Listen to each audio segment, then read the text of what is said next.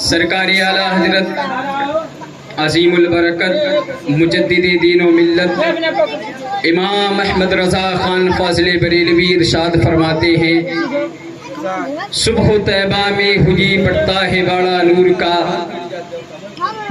صبح طیبہ میں ہوئی پڑتا ہے باڑا نور کا، صدقہ لینے نور کا آیا ہے تارا نور کا، میں گدا تو بادشاہ بھر دے پیالہ نور کا، نور دن دونا تیرا دے ڈال صدقہ نور کا، یا رسول اللہ تیری نسل پاک میں ہے بچہ بچہ نور کا، تیری نسل پاک میں ہے بچہ بچہ نور کا، تو ہے عین نور تیرا سب گھرانہ نور کا، تو ہے عین نور تیرا سب گھرانہ نور کا۔ سرکار اعلیٰ حضرت ارشاد فرماتے ہیں، سرور کہوں کہ مالک و مولا کہوں تجھے، یا رسول اللہ سرور کہوں کہ مالک و مولا کہوں تجھے، باغی خلیل کا گلے زیبا کہوں تجھے، تیرے تو وصف عیب تناہی سے ہے بری، حیراں ہوں میرے شاہ میں کیا کیا کہوں تجھے، حیراں ہوں میرے شاہ میں کیا کیا کہوں تجھے، تیرے تو وصف عیب تناہی سے ہے بری، حیراں ہوں میرے شاہ میں کیا کیا کہوں تجھے۔ حضرات محترم، ابھی میں نے جس آیت کریمہ کی تلاوت کرنے کا شرف حاصل کیا، رب قدیر قرآن مقدس میں ارشاد فرماتا ہے، قد جاءکم من اللہ نور و کتاب مبین، اللہ کی طرف سے قد جاءکم تحقیق کی، من اللہ نور و کتاب مبین، اللہ تبارک و تعالیٰ کی طرف سے ایک نور آیا اور ایک روشن کتاب۔ اب ذرا غور کریں، نور سے مراد کیا ہے؟ نور سے مراد تمام مفسرین کرام نے بیان فرمایا ہے کہ نور سے مراد میرے محبوب کا نور ہے، نور محمدی صلی اللہ تعالیٰ علیہ وسلم ہے، اور کتاب سے مراد کلام اللہ شریف ہے۔ اب ذرا غور کرنا، یہ نور اس دنیا میں کس طریقے سے پہنچا، ہم لوگوں تک اس دنیا میں کس طریقے سے آیا، کہاں سے کہاں منتقل ہوتے ہوئے ہم لوگوں کے درمیان رحمت للعالمین بن کر یہ نور تشریف لایا۔ اب ذرا غور کرنا، یہ نور سب سے پہلے میرے نبی نے خود بیان فرمایا کہ یہ نور سب سے پہلے موجود تھا، اول ما خلق اللہ نوری، اول ما خلق اللہ نوری، میرے حضور نے خود فرمایا سب سے پہلے اللہ تبارک و تعالیٰ نے میرے نور کو پیدا فرمایا۔ ذرا غور کرنا، یہ حدیث ایک طویل حدیث ہے، اس میں سے بیان فرمایا جاتا ہے کہ اللہ تبارک و تعالیٰ نے میرے محبوب کے نور کو اپنے نور سے پیدا فرمایا، اپنے نور سے میرے محبوب کے نور کو پیدا فرمایا، پھر محبوب کے نور کو 4 حصوں میں تقسیم کیا۔ جب 4 حصوں میں رب قدیر نے تقسیم کیا، کسی سے جنت کو بنایا، کسی سے دوزخ کو بنایا، کسی سے زمین کو بنایا، پھر اس کے بعد میں چوتھے حصے کو پھر 4 حصوں میں تقسیم کیا۔ اسی طریقے سے کسی سے عرش بنایا، کسی سے فرش بنایا، کسی سے لوح بنایا، پھر اسی طریقے سے چوتھے حصے کو تقسیم کیا۔ 4 حصوں میں پھر تقسیم کرنے کے بعد پوری کائنات کا وجود ہوا، پوری کائنات وجود میں آئی۔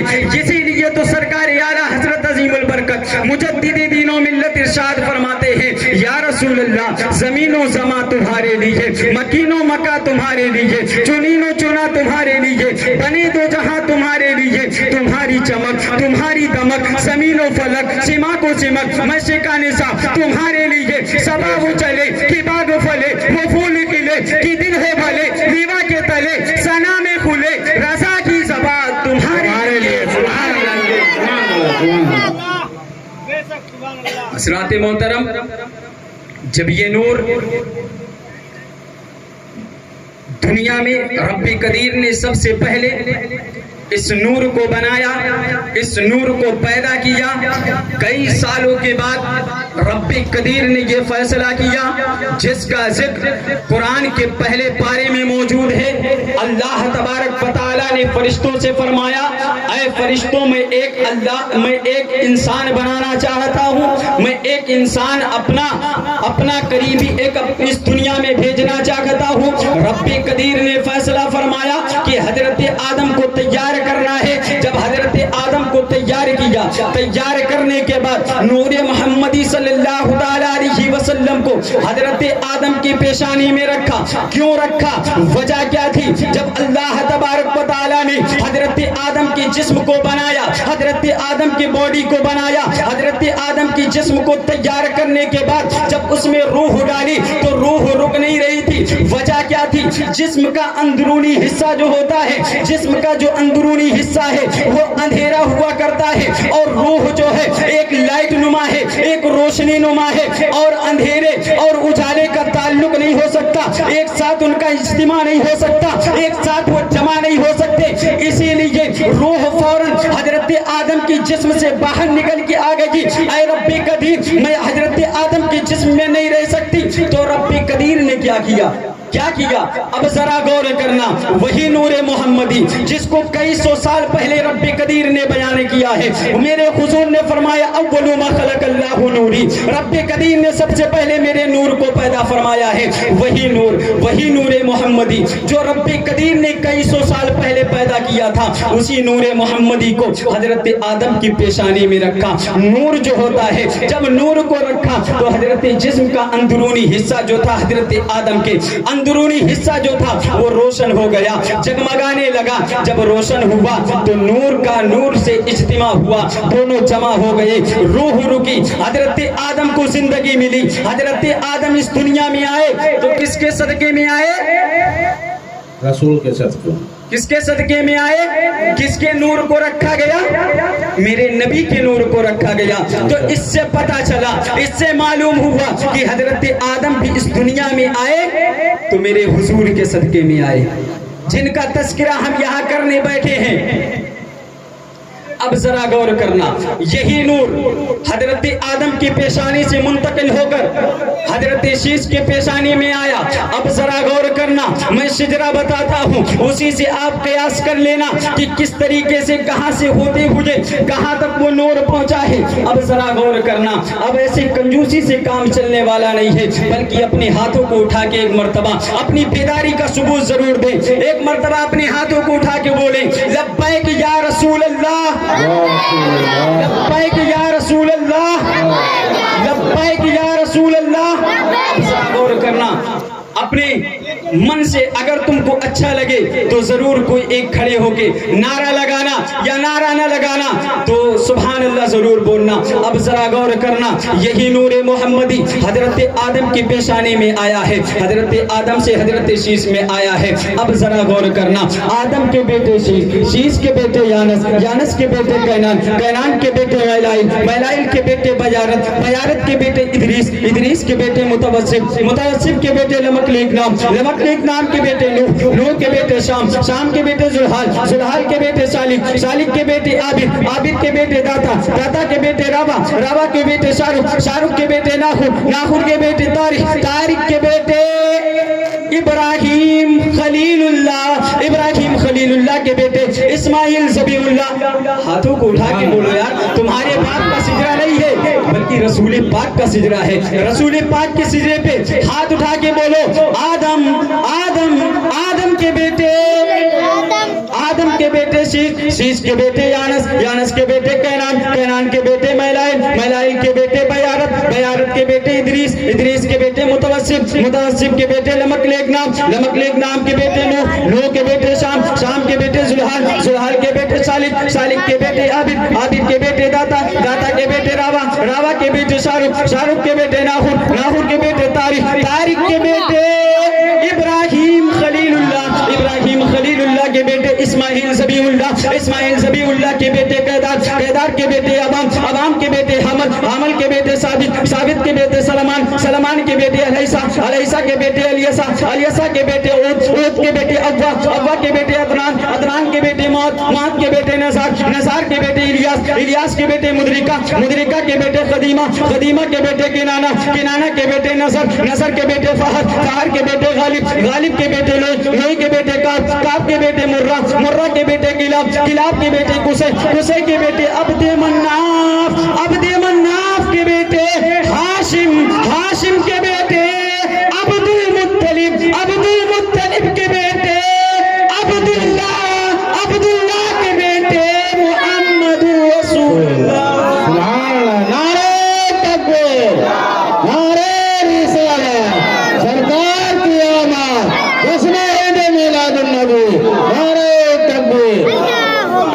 सुभान अल्लाह। ये नूर हजरत आदम से मुंतकिल होते हुए हजरत अब्दुल्ला के पेशानी में आया। हजरत अब्दुल्ला के पेशानी से हजरत अब्दुल्ला के सुल्बे अतहर से हजरत आमीना के शिकमी अतहर में पहुंचता है। पहुंचने के बाद हजरत आमीना बयान फरमाती है कि अभी मेरे बेटे को 1 ही महीने हुए थे कि कई नबी आने लगे। आने के बाद मुबारकबादी पेश करने लगे। ऐ नबी की अम्मी तुम्हें सलाम हो, ऐ नबी की अम्मी तुम्हें सलाम हो, नबियों का सरदार आने वाला है। तुम्हारे घर में नबियों के सरदार का ज़ुहूर होने वाला है, नबियों का सरदार जलवागर होने वाला है। यहाँ तक कि 1 महीने गुजरे, 2 महीने गुजरे, 3 महीने गुजरे, 4 महीने गुजरे, 5 महीने गुजरे। हजरत आमीना बयान फरमाती है कि कई 5 महीने गुजरते गुजरते कई लोग आए और वो ये मुबारकबाद पेश करते रहे। ऐ नबी की अम्मी तुम्हें सलाम हो, ऐ नबी की अम्मी तुम्हें सलाम हो। तमाम लोग मुबारकबादियां पेश करने लगे, पेश करते रहे। हजरत आमीना फरमाती है मक्के का ये दस्तूर था, मक्के का एक रूल था, एक मक्के का कानून था, कायदा था। वो ये था कि कबे के कुछ लोग इकट्ठा हुए। इकट्ठा होने के बाद आप एक बात और ध्यान रख लें कि हजरत अब्दुल्ला का इंतकाल पहले ही हो चुका था। मेरे नबी कुछ ही महीने के अपनी माँ की शिकम में थे, अपनी माँ के पेट में थे। हजरत अब्दुल्ला मुल्क शाम तिजारत के लिए गए थे, तिजारत करके वापस आ रहे थे। आपका इंतकाल हो गया, आप इस दुनिया से चले गए, आपका इंतकाल हुआ। हजरत अब्दुल्ला का इंतकाल हो गया। हजरत आमीना के शिकम में आपका बेटा, आपका लाडला जो रहमतुल लिल आलमीन है, जो कायनात के लिए रहमत है, जो हम सब के लिए जीनत है, जो हम सब के लिए जिंदगी है। सरकार आला हजरत फरमाते हैं वो जो न थे तो कुछ ना था, वो जो ना हो तो कुछ ना हो, वो जान है जहान की, जान है तो जहान है। अब जरा गौर करना, काबे का ये दस्तूर था कि जिसके शोहर का इंतकाल हो जाता था, जिसका शोहर इस दुनिया से चला जाता था, जिसका शोहर इस दुनिया से चला जाता था, इंतकाल हो जाता था, उसकी बीबी 1 साल तक शोक मनाया करती थी।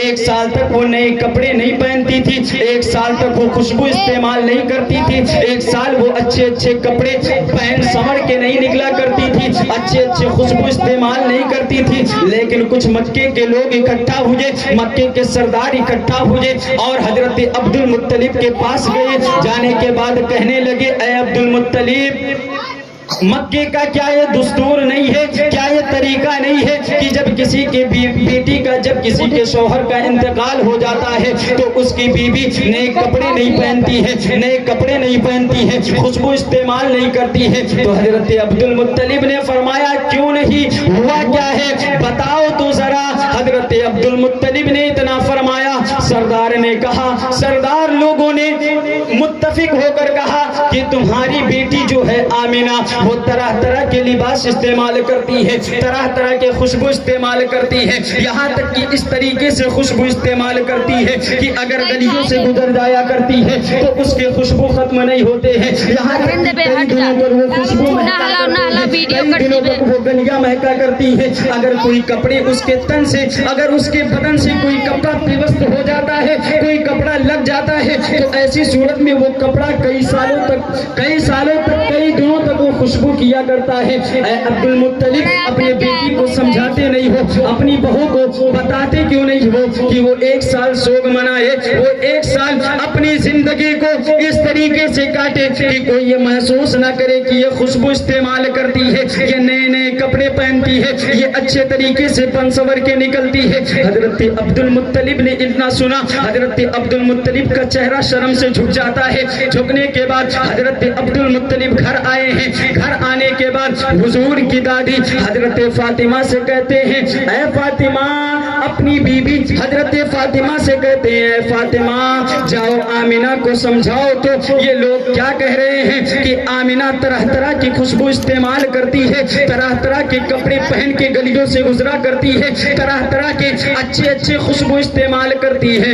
اے آمینہ تو اس طریقے سے خوشبو استعمال نہ کیا کر، تو اس طریقے سے کپڑے نہ پہنا کر۔ حضرت فاطمہ فرماتی ہے کہ میں نے ایک مرتبہ کوشش کی تھی، لیکن جیسے ہی میں آمینہ کے پاس گئی میرے منہ پہ تالے ہی لگ گئے، میں بول ہی نہ سکی، یہاں تک کہ حضرت آمینہ کے پاس جیسے میں گئی لفظ آمینہ کہا، حضرت آمینہ کے پیشانی سے ایک نور نکلا، وہ نور میری پیشانی میں آ کے لگا، یہاں تک کہ میں بے ہوش ہو کے گر گئی۔ میری ضرورت نہیں ہے، میرے اندر اتنی طاقت نہیں ہے، میرے اندر اتنی ہمت نہیں ہے کہ میں جا کے آمینہ کو سمجھاؤں۔ حضرت عبد المطلب نے فرمایا کہ میں تو اس کا بابا ہوں، میں اسے کیسے سمجھاؤں گا۔ حضرت فاطمہ کا سہارا لیتے ہوئے حضرت آمینہ حضرت فاطمہ کا سہارا لیتے ہوئے حضرت عبد المطلب جاتے ہیں۔ حضرت عبد المطلب کہتے ہیں، اے فاطمہ آمینہ کو سمجھاؤ، آمینہ کو بتاؤ کہ اس طریقے سے خوشبو نہ استعمال کرے، اس طریقے سے نئے نئے کپڑے نہ پہنے، اس طریقے سے اچھے طریقے سے کپڑے نہ پہنا کرے، خوشبو استعمال نہ کیا کرے۔ مکے کے لوگ تانا کشی کرتے ہیں، مکے کے لوگ زبان درازی کرتے ہیں۔ اب ذرا غور کرنا، حضرت آمینہ نے جیسے ہی اتنا سنا، حضرت آمینہ نے اپنے سر کو جھکا لیا، کہا ابا جان آج تک میں نے کوئی خوشبو استعمال نہیں کی ہے، ابا جان آج تک میں نے کوئی اچھی خوشبو استعمال نہیں کی ہے، بلکہ اے ابو جان میں آپ کو بتاتی ہوں۔ حضرت آمینہ گھر کے اندر جاتی ہیں، جانے کے بعد ایک تکیہ لے کے آتی ہیں، تکیہ لانے کے بعد کہتی ہیں، اے ابا جان آپ اس تکیے کو سونگھ لیجئے، اس سے دیکھیے کس طریقے سے خوشبو آ رہی ہے، کس طریقے سے یہ تکیہ مہک رہی ہے۔ حضرت عبد المطلب کے پاس جیسے ہی حاضر کیا گیا، اس طریقے سے اس کے اندر خوشبو تھی، اس طریقے سے وہ مہک رہی تھی کہ اس کا کوئی جواب ہی نہیں تھا۔ حضرت عبد المطلب نے پوچھا بیٹی یہ خوشبو کس طریقے سے ہے، یہ خوشبو کیوں اس میں آ گئی ہے؟ تو حضرت آمینہ فرماتی ہیں ابا جان آپ کے بیٹے کی امانت جب سے میرے شکم میں آئی ہے تب سے آمینہ کے حالات بدل گئے ہیں، حالات بدل گئے ہیں۔ اے ابا جان بات یہیں پہ ختم نہیں ہوتی ہے، بلکہ حضرت آمینہ اندر گئی، اندر جانے کے بعد اپنا ایک دوپٹہ لے کے آتی ہے، دوپٹہ لانے کے بعد حضرت عبد المطلب کو دیتی ہے، دینے کے بعد کہتی ہیں ابا جان آپ اس دوپٹے کو بھی ملاحظہ فرمائیے، اس دوپٹے کو بھی دیکھیے۔ حضرت عبد المطلب دیکھتے ہیں اس میں بھی بہت اچھے طریقے سے خوشبو آ رہی تھی۔ حضرت عبد المطلب نے فرمایا بیٹی اس میں کیا ماجرا ہے، اس میں کیا حکمت ہے؟ تو حضرت آمینہ نے فرمایا اے ابا جان ایک مرتبہ میرے چہرے پہ پسینے تھے، میں نے اس سے پسینہ پوچھ لیا تھا، پسینہ اس سے پوچھا تھا، تو پسینہ پوچھنے کی برکت سے رب قدیر نے اپنے محبوب کے صدقے میں اس میں اتنا خوشبو عطا کر دیا ہے، اس میں اتنا خوشبو کر دیا ہے کہ یہاں تک کہ میں نے اس دوپٹے کو کئی مرتبہ دھویا ہے لیکن اس کا خوشبو نہیں ختم ہو رہا، اس کی خوشبو نہیں جا رہی ہے، ختم ہونے کا نام ہی نہیں لے رہی ہے۔ اب ذرا غور کرنا، حضرت آمینہ فرماتی ہے اے ابا جان میں نے ایک راز اپنے دل میں چھپا کے رکھا تھا کہ شاید نہ بتاؤں گی کسی کو، لیکن آج اگر آپ اس طریقے سے کہہ رہے ہیں تو میں آپ کو بتا رہی ہوں اے ابا جان بات یہی تک محدود نہیں ہے، بات یہی تک چھپی نہیں ہے، بلکہ آپ غور کریں جب میں اپنے گھروں سے باہر نکلتی ہوں تو مجھ پر کنکریاں بھی درود پڑھتے ہیں، مجھ پہ کنکریاں بھی درود پڑھتے ہیں، جب میں وادیوں سے گزرتی ہوں جب پیڑ پودے ملتے ہیں تو وہ بھی مجھ پر درود پڑھتے ہیں، کہتے ہیں اے نبی کی امی تمہیں سلام ہو، اے نبی المطلب سے فرماتی ہیں اے ابا جان آپ کعبے کے متولی ہیں, آپ کعبے میں رہا کرتے ہیں, جب کعبے میں رہتے ہیں آپ کا کوئی مہمان آتا ہے, جب آپ اس کی خدمت کرتے ہیں, آپ دعوت نمازی کرتے ہیں تو اس میں پانی آپ کبھی کبھی گھر سے بھی منگواتے ہیں. جب گھر سے پانی منگواتے ہیں تو وہاں کہیں کہیں گھر میں تو پانی موجود ہوتا ہے, کبھی کبھی پانی موجود نہیں ہوتا ہے. تو ایک طرف تو آپ کے بیٹے کا بوجھ, ایک طرف میں اپنے کندھے پہ مشکیزے کو لاد کے لے کے جاتی ہوں, پانی کے سامان کو, پانی کے برتن کو پکڑ کے لے کے جاتی ہوں. دو بوجھ ایک ساتھ ہوا کرتے ہیں. جب میں اپنے گھر سے نکلتی ہوں تب میں جب جاتی ہوں کنویں کے پاس پہنچتی ہوں, تمام مکے کی عورتیں جب آتی ہیں تو اپنے گھر سے ڈول اور رسی لے کے آتی ہیں پانی نکالنے کے لیے, لیکن جب میں جاتی ہوں تو میں نہ رسی لے کے جاتی ہوں نہ ڈول لے کے جاتی ہوں, بلکہ جیسے ہی میں اس کنویں کے پاس پہنچتی ہوں اس کا وہ کنویں کا پانی ابلتے ہوئے اوپر آ جاتا ہے, اوپر آ جاتا ہے. اور برکت یہ ہے کہ میں جب تک اس جگہ پہ کھڑی رہتی ہوں یہاں تک کہ مکے کی ساری عورتیں بھیڑ لگا کے کھڑی رہتی ہیں کہ ابھی آمینہ کی آوری ہوگی, ابھی آمینہ یہاں پہ آئیں گی, اور جب آمینہ آئیں گی تو اس کنویں کا پانی ابلے گا, اس کنویں کا پانی اوپر آئے گا, اور جب اوپر آئے گا تو ہم لوگ آسانی سے پانی بھر لیں گے. سبحان اللہ سبحان اللہ جزاک اللہ. آسانی کے ساتھ ہم پانی بھر لیں گے, آسانی کے ساتھ پانی حاصل کر لیں گے. حضرت آمینہ فرماتی ہیں اے ابا جان جب میں وہاں سے گزرتی ہوں, گزرنے کے بعد جب پیڑ پودے پڑتے ہیں, کنکریوں کے راستے ہوا کرتے ہیں, پتھریلے راستے ہوا کرتے ہیں, جب میں اس پر اپنے پیروں کو رکھ کے آتی ہوں, رکھنے کے بعد وہ پتھر بھی بولا کرتے ہیں اے نبی کی امی تمہیں سلام ہو. حضرت عبد المطلب نے کہا بیٹا آج تک بہت عابد آئے, بہت معبود آئے, بہت عابد آئے, متقی پرہیزگار آئے, لیکن انہوں نے پتھر کے بول کو نہ سنا. کیا بیٹی تو پتھر کے بول کو بھی سنتی ہے, پتھر کی آواز کو بھی سنتی ہے, کس طریقے سے وہ بولتے ہیں, کیا کہتے ہیں؟ تو حضرت آمینہ نے فرمایا اے ابا جان جب میں اپنے پیر کو رکھ کے جاتی ہوں, جب میں گزرنے لگتی ہوں تو وہ کہتے ہیں الصلاۃ والسلام علیکا یا ام رسول اللہ, یا ام رسول اللہ, اے نبی کی امی تم پر بھی سلام ہو اور تیرے آنے والے بیٹے پہ بھی سلام ہو. اب ذرا غور کرنا, وہی زمانہ 5 مہینے گزرے ہیں, گزرتے گزرتے یہاں تک کہ حضور کے تشریف آوری کا وقت آ گیا, حضور دنیا میں تشریف آنے والے ہیں. حضرت آمینہ نے تنہائی محسوس کرنا شروع کر دیا, اس لیے کہ حضرت عبداللہ کا انتقال پہلے ہی ہو چکا ہے.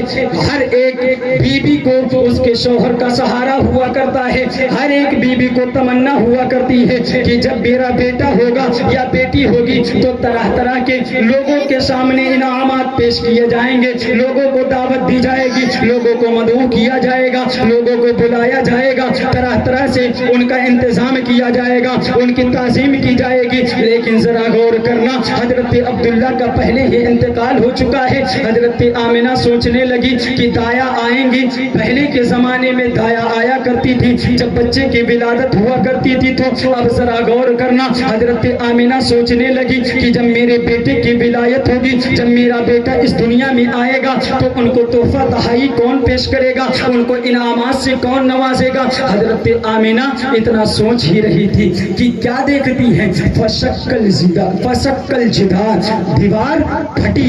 اب ذرا غور کرنا, فشکل جدار, دیوار پھٹی. فخرج ثلاث النسواء, اور 3 عورتیں نکلی. وہ 3 عورتیں کون تھی؟ ایک تو فرعون کی بیوی آسیہ تھی, اور ایک حضرت اسماعیل کی بیوی حضرت اسماعیل کی ماں حضرت ہاجرہ تھی, اور ایک حضرت عیسیٰ کی ماں حضرت مریم تھی. یہ تینوں لوگ آئی, ان کے قد و قامت اتنے لمبے تھے کہ حضرت آمینہ دیکھتی ہیں. حضرت آمینہ نے سوال کیا تم لوگ کون ہو؟ حضرت آمینہ نے جب سوال کیا تو تمام لوگوں نے اپنے نام کو بتایا. نام کو بتانے کے بعد ایک جنت سے ایک حور آئی.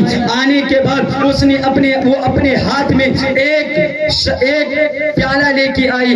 اس میں ایک دودھ تھا, اور وہ دودھ اس طریقے سے کیا کہ دودھ سے زیادہ بھی سفید تھا اور شیریں سے بھی زیادہ میٹھ تھا, شہد سے بھی زیادہ میٹھا تھا, یہاں تک کہ حضرت آمینہ نے اس دودھ کو پیا. پینے کے بعد حضرت آمینہ بیان فرماتی ہیں جیسے ہی پیا, پینے کے